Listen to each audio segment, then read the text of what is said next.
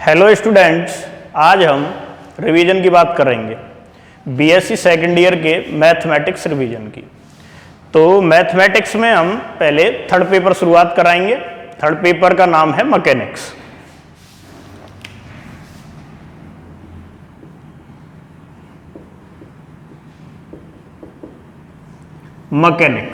Mechanics दो पार्टों में divide है, स्टैटिक्स और डायनामिक्स। तो स्टैटिक्स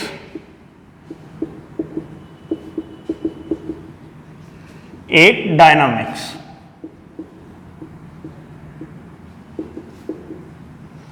हम जो शुरुआत कराएंगे पहले वो स्टैटिक्स की शुरुआत कराएंगे। स्टैटिक्स में पहला जो चैप्टर है वो स्टार्ट कराएंगे कॉमन कैटेनरी।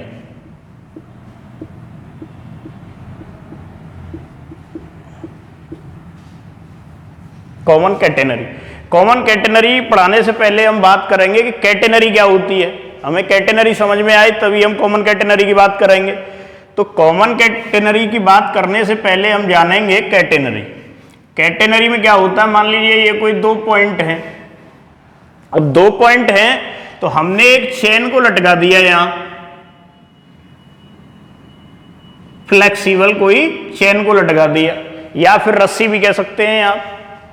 तो इस पॉइंट को मैं मान लीजिए B कह देता हूं, इस पॉइंट को मान लीजिए मैं C कह देता हूं, इसको इससे मिला देता हूं। अब कैटेनरी में क्या होता है, इन दोनों पॉइंटों की जो डिस्टेंस होती है, वर्टिकल डिस्टेंस, वो इक्वल नहीं होती, सेम नहीं होती है। वर्टिकल डिस्टेंस ये वाली और ये वाली सेम नहीं होती है, तो उसे हम कहते हैं कैटेनरी। अब बात आती है कॉमन कैटेनरी पर। कॉमन कैटेनरी में क्या होता है, एक और फिगर बना लेते हैं। मान लीजिए ये पॉइंट है, एक यहां पॉइंट है, यहां एक चेन को फिर से लटका दिया, ये कोई पॉइंट B है, ये कोई पॉइंट C है। अब हम बात करते हैं कॉमन कैटेनरी की। तो देखिए इस डिस्टेंस को मैं अलग अलग यूनिटों में डिवाइड कर देता हूं। यहां से यहां तक मान लीजिए एक यूनिट है, यहां से यहां तक एक यूनिट है, यहां से यहां तक एक यूनिट है। इसी तरीके से ये मैंने डिवाइड कर दिया। अब इस डिस्टेंस यानी कि ये जो पर यूनिट लेंथ है, इसका जो वेट है वो मैंने मान लिया W। यहां से यहां तक जो पर यूनिट लेंथ है उसका वेट भी W है। यहां से यहां तक ये वाली जो लेंथ है उसका वेट भी W है। यहां से यहां तक जो लेंथ है उसका वेट भी W है। तो इसका मतलब ये हो गया कि ये वेट भी इक्वल है और ये वाला वेट भी इक्वल है और ये वाला वेट भी इक्वल है। यानी कि ये पर यूनिट लेंथ जहां तक मैं बात करूंगा वो वेट इक्वल ही है। और जब पर यूनिट लेंथ का वेट इक्वल है तो इस बात का मतलब तो ये है कि उसका जो वेट है वो कांस्टेंट हो गया। और कांस्टेंट पर यूनिट लेंथ पर कांस्टेंट हो गया। पर unit length of weight is constant. तो इसका मतलब क्या हो गया कि अगर पर यूनिट लेंथ वेट इक्वल हो जाए और पर यूनिट लेंथ वेट इक्वल हो जाएगा तो वो कांस्टेंट हो जाएगा। और जब वेट कांस्टेंट हो जाएगा तो उसे हम कहने लगेंगे कॉमन कैटेनरी। दोनों बातें हमारी क्लियर हो चुकी हैं। सबसे पहले हमने कैटेनरी पढ़ा। कैटेनरी का मतलब होता है कि उसकी जो वर्टिकल डिस्टेंस है वो सेम नहीं होनी चाहिए। कॉमन कैटेनरी का मतलब है कि पर यूनिट लेंथ वेट जो है वो इक्वल होगा, और इक्वल होगा तो वो पर यूनिट लेंथ वेट कांस्टेंट हो जाएगा, और कांस्टेंट हो जाएगा तो उसे हम कहने लगेंगे कॉमन कैटेनरी। कॉमन कैटेनरी के दो रिलेशन हैं, एक इंट्रिंसिक इक्वेशन होती है कॉमन कैटेनरी की, एक कार्टेशियन इक्वेशन होती है। तो हम शुरुआत करते हैं इंट्रिंसिक इक्वेशन से।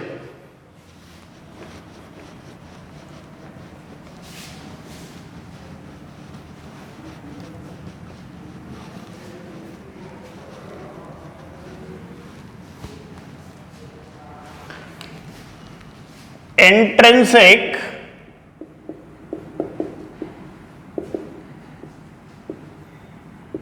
Equation of common catenary.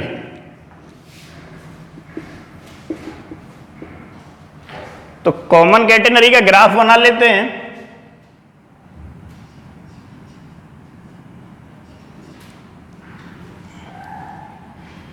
ये कोई दो पॉइंट हैं, एक चेन को लटका दिया है,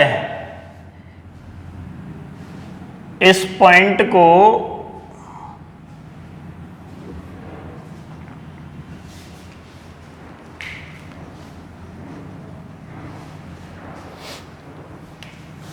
बी नाम दे देते हैं, इस पॉइंट को सी नाम दे देते हैं, इस पॉइंट को लोएस्ट पॉइंट को ए नाम दे देते हैं, इस डिस्टेंस को सी कह देते हैं, स्मॉल सी, और इस पॉइंट को ओ कह देते हैं, और इस वाले पॉइंट को डी कह देते हैं। यहां पे कोई पी पॉइंट ले लेते हैं, इस आर्क एपी की डिस्टेंस को एस कहते हैं, आर्क एपी की डिस्टेंस को एस कह दिया है। अभी हमने पढ़ा था कि पर यूनिट लेंथ ऑफ वेट इसका क्या है, कांस्टेंट है, और उस वेट को हम क्या नाम दे रहे हैं, डब्लू। पर यूनिट लेंथ जो वेट है वो कांस्टेंट होता है, उसे नाम डब्लू दे दिया है। पी पॉइंट पर एक हमने टेंजेंट डाल दिया। अब पी पॉइंट पे जो टेंजेंट है वो एंगल मान लीजिए बना रहा है साई। जब पी पॉइंट पे हम टेंजेंट डालेंगे तो एक टेंशन टी काम करेगा यहां पे, और इस टेंजेंट की वजह से एक टेंशन टी नॉट भी काम करेगा। एक टेंशन टी नॉट उत्पन्न होगा, एक टेंशन टी होगा। अब पर यूनिट लेंथ का जो वेट है वो हमने माना है डब्लू, तो यहां से यहां तक की लेंथ को हम कह रहे हैं एस। तो यहां पे फिर एक फोर्स काम करेगा डब्लू इंटू एस। इस डिस्टेंस को हमने क्या कह दिया है, एस। अब हम आगे की बात करते हैं। तो अब हम जो कंडीशन लगा रहे हैं, ये इक्विलिब्रियम की कंडीशन में बात कर रहे हैं। हम इक्विलिब्रियम की कंडीशन में बात कर रहे हैं, तो ये जो फोर्स हैं वो बैलेंस होने चाहिए। फोर्स बैलेंस हो जाएंगे तो इक्विलिब्रियम की कंडीशन बनी रहेगी। तो देखिए, फोर्स बैलेंस करने के लिए एक कंडीशन मैं बता रहा हूं कि ये जो एंगल है वो बना रहा है साई, और इस पे टेंशन टी है। तो इसके दो कंपोनेंट होते हैं। हॉरिजॉन्टल कंपोनेंट क्या हो गया, टी कॉस साई, और वर्टिकल कंपोनेंट क्या हो गया, टी साइन साई। अच्छा, तो ये जो वर्टिकल ये वाला जो फोर्स है इसको तो बैलेंस करेगा टी साइन साई, और ये वाला जो फोर्स है टी नॉट, इसको बैलेंस करेगा टी कॉस साई। तो दो इक्वेशन यहां से निकल के आएंगी, टी साइन साई हो जाएगा डब्ल्यू एस के इक्वल, और टी कॉस साई हो जाएगा टी नॉट के equal. Dividing equation first and second, तो जब हम डिवाइड लगाएंगे तो T sine psi upon T cos psi equal to W S upon T naught. और टी नॉट जो होता है, ये जो डिस्टेंस हमने मानी है सी, और पर यूनिट वेट इसका कितना है, डब्ल्यू। तो टी नॉट हो जाएगा डब्ल्यू सी के इक्वल। इसे इक्वेशन नंबर 3 कह देते हैं। टी नॉट हो गया डब्ल्यू सी के इक्वल, तो टी से यहां T cancel, sine psi upon cos psi होता है tan psi W S T naught हो गया डब्ल्यू सी के, तो W से W कैंसिल, यहां से एक रिलेशन आ गया S equal to C tan psi which is the equation of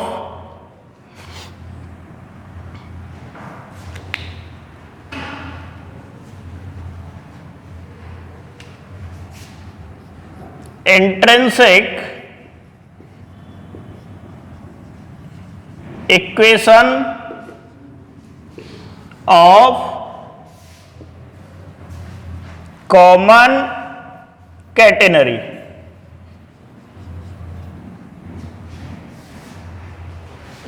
अब हम आगे की बात करते हैं। इंट्रिंसिक इक्वेशन, एक ये बात और याद रखनी है कि S और साई में जो रिलेशन होता है वो इंट्रिंसिक इक्वेशन होती है, और यहां लिखना चाहे तो ये लिख दीजिए S and psi intrinsic equation. X Y में जो रिलेशन होता है वो होती है कार्टेशियन इक्वेशन। तो अब हम बात करते हैं कार्टेशियन इक्वेशन की।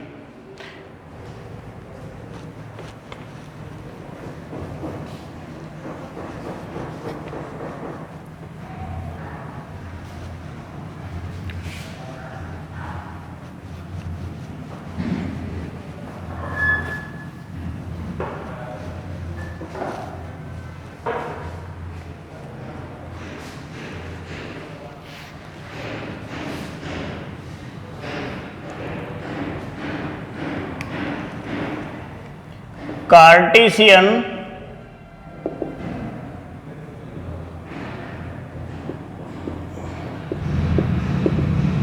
Equation of common catenary.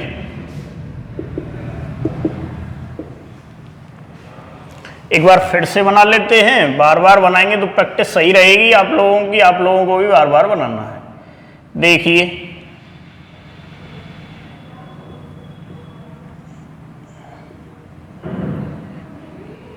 ये कोई बी पॉइंट है, ये कोई सी पॉइंट है, ये ए पॉइंट है, यहां पे वाई एक्सिस है, एक्स एक्सिस है। अभी हमने यहां पे माना था पी पॉइंट, और इस आर्क की डिस्टेंस को कहा था हमने एस, पर यूनिट लेंथ ऑफ वेट को कहा था डब्ल्यू। ये कोई पॉइंट डी है। अब हम बात करते हैं आगे। तो अभी थोड़ी देर पहले हमने एक रिलेशन पढ़ा है intrinsic equation. We know that intrinsic equation of common catenary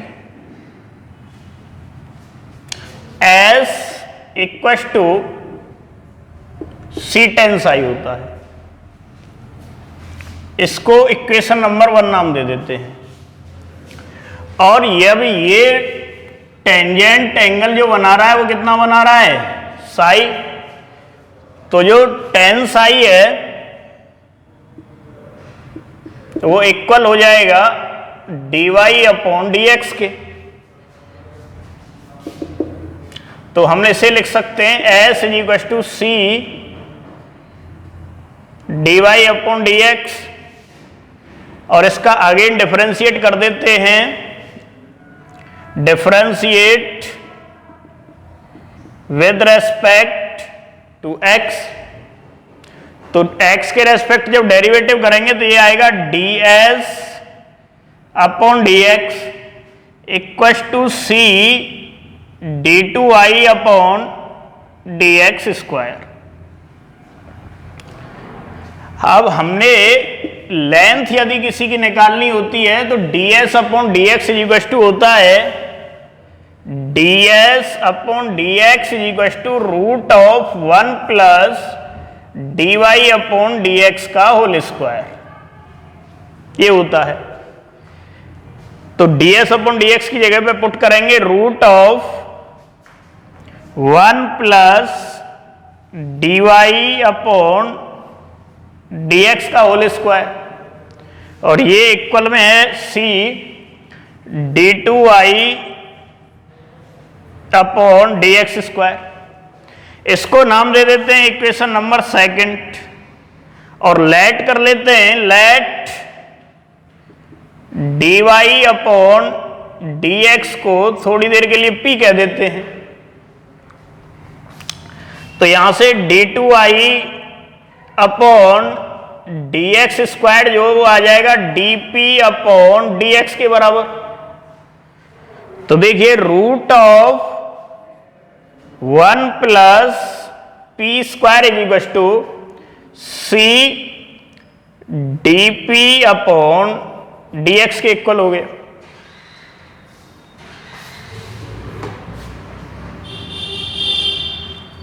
अब हम सेपरेट वेरिएबल करने के बाद इंटीग्रेशन कर लेते हैं, तो इसे लिखेंगे dp upon root of 1 plus P square integration dp upon dx। तो dp तो उधर चला गया, इधर बचेगा dx, अपोजिट यदि हम करेंगे तो dx अपॉन c, dp को इस वाले टर्म को उधर उठा के ले गए। तो ये जो फॉर्मूला होता है इंटीग्रेशन में, ये तो sine h hyperbolic inverse x का होता है, और यहां पे हम बात करेंगे तो ये आएगा x upon C plus A, where a is a constant integration.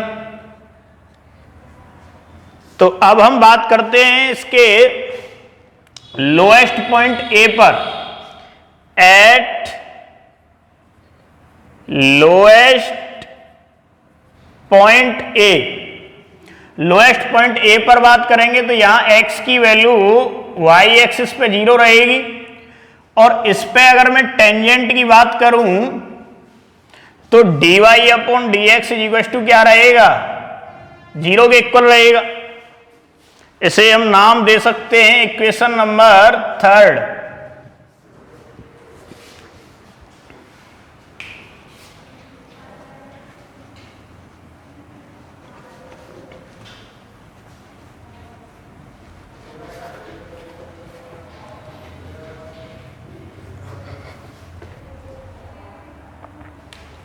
तो इसे लिखेंगे फ्रॉम इक्वेशन फर्स्ट। तो sine is hyperbolic inverse p की वैल्यू थी dy upon dx equal to x upon c plus a। अब इस a की value निकालनी है आर्बिट्री कांस्टेंट की, तो x की जगह पे 0 पुट करते हैं और dy अपॉन dx की जगह पे 0 लगाएंगे। तो देखिए साइन एज हाइपरबोलिक इनवर्स 0 और x भी 0 है plus a। Sine h hyperbolic inverse की वैल्यू 0 होती है, तो a इज इक्वल टू कितना आ गया, 0। तो हम इसे लिखेंगे sine h hyperbolic inverse dy upon dx is equal to x upon c, और इसको लिख सकते हैं x dy upon dx is equal to sine h hyperbolic x upon c। इसको उधर उठा के ले जाते हैं, तो देखिए dy इंटीग्रेशन कर देते हैं वेरिएबल सेपरेट करके, sine h hyperbolic x upon c dx, और इंटीग्रेशन करेंगे तो dy का इंटीग्रेशन हो जाएगा y, sine h hyperbolic x upon c का इंटीग्रेशन हो जाएगा c cos is hyperbolic x upon c plus b, where b is a constant integration। इस इक्वेशन को नाम दे देते हैं फोर्थ। अब देखिए, एट लोएस्ट पॉइंट ओ पर बात करते हैं तो x वाली वैल्यू है वो तो रहेगी 0 और y वाली वैल्यू हो जाएगी c। इस डिस्टेंस को हमने क्या माना था, स्मॉल c। तो यहां पे जब हम लगाएंगे c is equal to c cos is hyperbolic 0 plus b, तो b वाले आर्बिट्री कांस्टेंट की वैल्यू कितनी आ जाएगी, 0।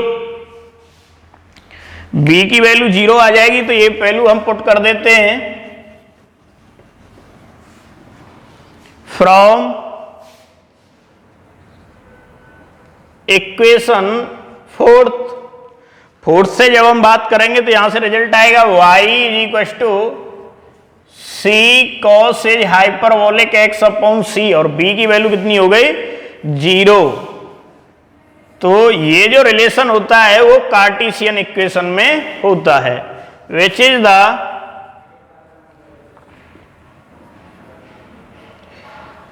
Cartesian equation of common catenary.